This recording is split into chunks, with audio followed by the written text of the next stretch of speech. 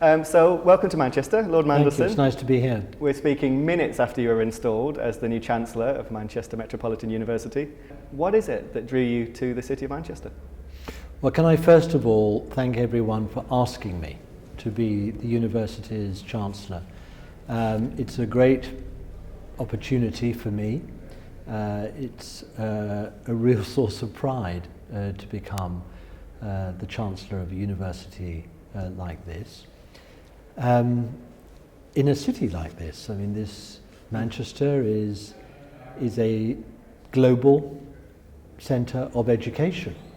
It has two tremendously good universities, very popular, and the Met itself is growing all the time. It's growing in ambition, in confidence, and most importantly, the most important thing for any university to do, which is to serve its students, to bring them learning, to bring them experience, to bring them confidence, and to really discover the potential that everyone has. And that's what the point of a university is, and that's what I'm here to support. That's great. And do you have any connections to Manchester yourself? Only that I have been coming to Manchester for many decades. So I've seen it evolve and to what it is now. Manchester is a national city, literally on the world stage now. Everyone's heard of Manchester for all sorts of reasons, and that's probably why they want to come here. They've heard of it. It's a city which is cool, it's edgy, it has a great life about it. It sure does. And people therefore don't come just for the university, the most important thing, but they also come to be in what's a very, very exciting city. And now Tony Lloyd, the interim mayor, has described you as an adopted Mancunian. An adopted Mancunian. That'll do for us. I should have arrived. So you're already very busy. Yes. So why would you need to take this on? I mean, you know, you're a member of the House of Lords, you're president of a think tank, chairman of an advisory firm. But busy people always want to do more. And I feel that because of my experience as a cabinet minister and what I know about public policy and the importance of building education in our society, in our country, because I'm passionately committed to learning, because in my last job as a minister, before I and my colleagues were liberated from public office by the voters, I had responsibility for universities, for policies of universities, and I think that's where I discovered my interest. It nurtured my commitment, and therefore I was very fortunate and didn't really have any hesitation in agreeing when I was asked to become Chancellor of Manchester Met. And when you were appointed to the position in December, you were quoted as saying, "As a former Northern MP, I'm strongly committed to the vision of Manchester Met and to the changes Manchester is undergoing."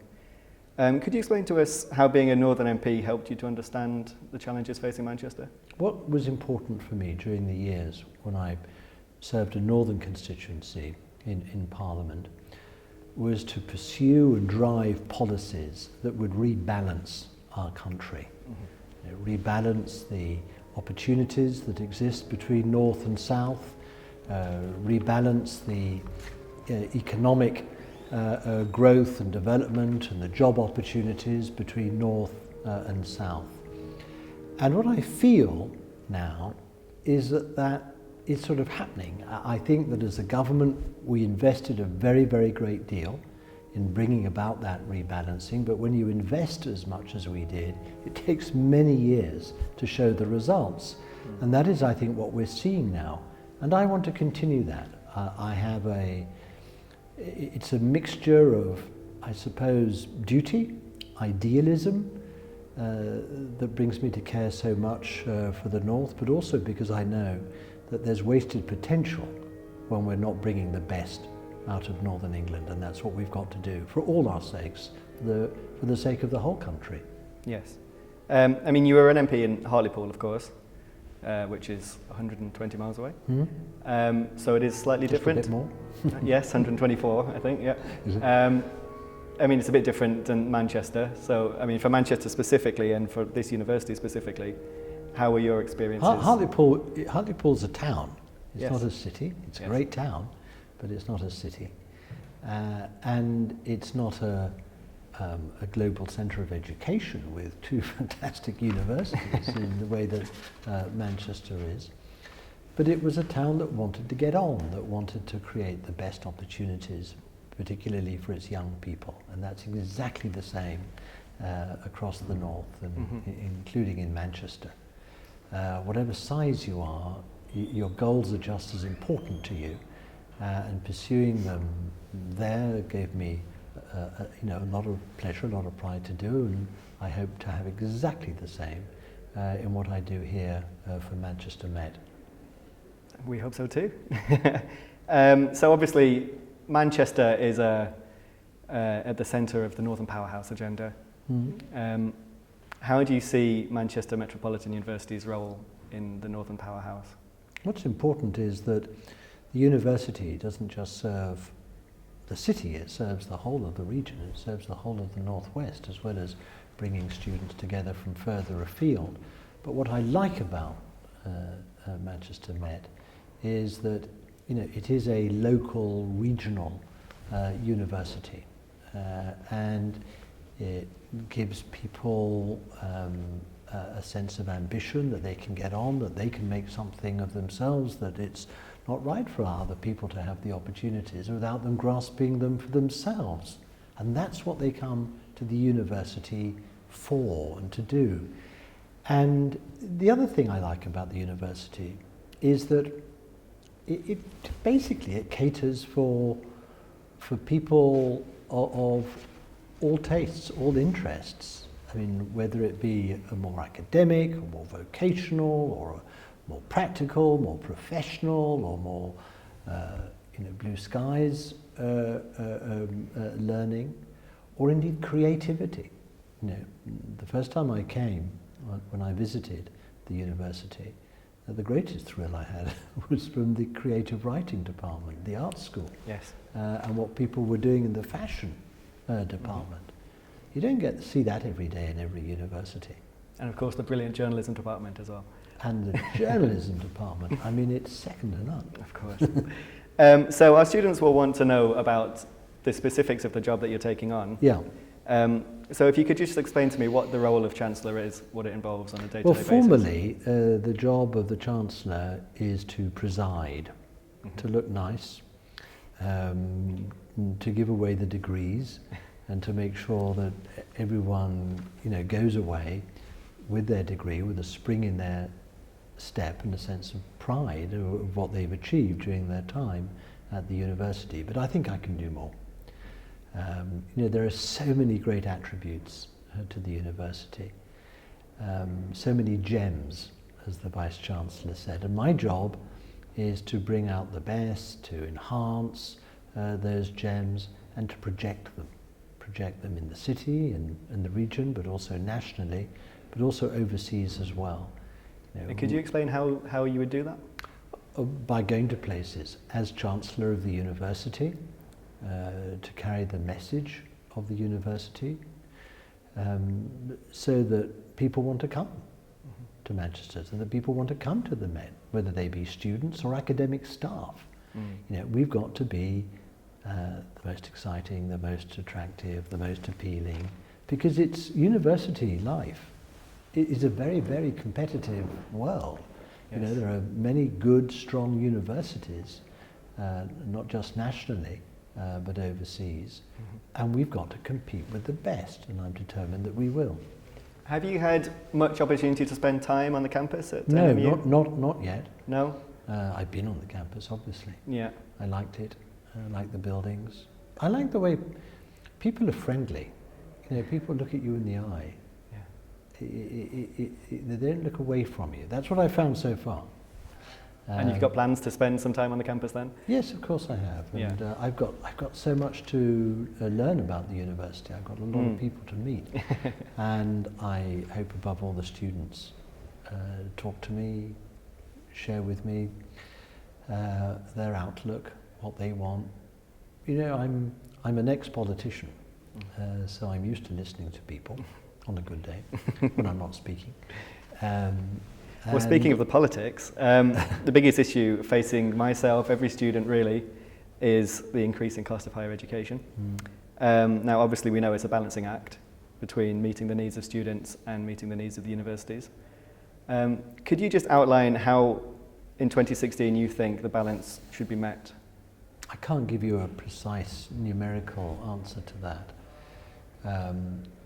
One thing I do know is that we have to sustain excellence in our universities, and we have to pay for excellence. There's no point in settling for second and third best. That's no good for the individuals, it's no good for the institutions, it's no good for the country, and it does have to be paid for. And there does have to be a balance between what the general taxpayer contributes and what individuals who are going to benefit from the experience need to put in as well. It's the most difficult decision. I wrestled with it when I was Secretary of State and responsible in this area. But one thing I know is that there are no simple solutions. There are no quick fixes.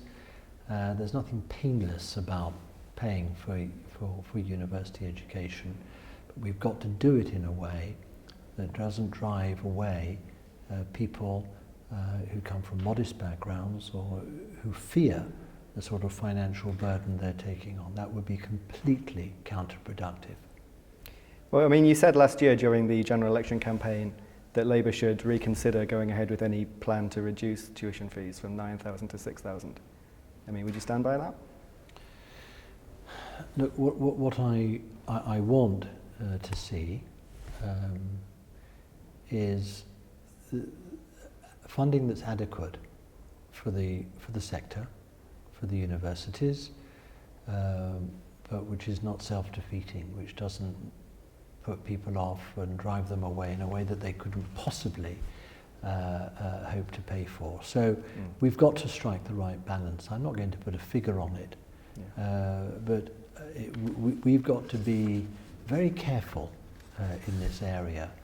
There are so many different elements and factors to it, as I discovered when I had responsibility. But I'd like to hear from the students themselves what experience they're having. I want to learn about the difficulties and what the consequences are of our current funding basis for universities, and to see whether it's bearable, wearable, or whether we've got to make changes, in which case, if we have, that's what I will speak up for. Okay. So we're coming up to the EU referendum. You've been clear as a former EU Trade Ambassador, or Commissioner, excuse me, in your support for the Remain campaign. Would a Leave result have an impact on university funding? It would have a tremendously negative impact on university funding in two ways.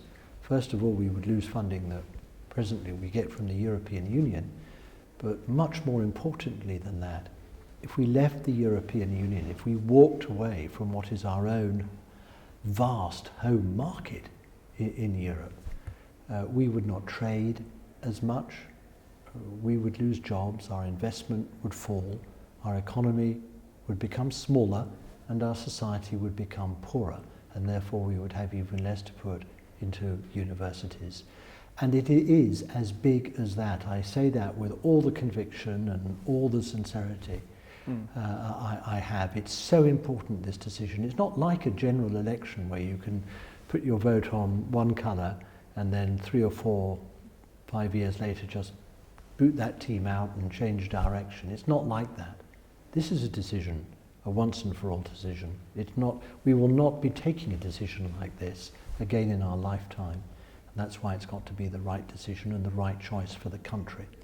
And just finally, I have to ask you this now, you're going to be spending a bit more time in Manchester. Famously, you were alleged to have mistaken mushy peas for guacamole once upon a time. Now, we know that didn't happen. But will you be having a chippy tea now that you're in Manchester?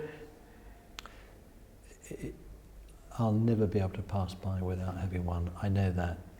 Curry, gravy or mushy peas? I just want to make sure that You know, there's no smart Alec journalist out there saying, there goes Peter Mandelson mistaking guacamole for mushy peas. For the record, that never happened, did it? It never happened, but it was a great story. Lord Mandelson, thank you very much. Thank you very much.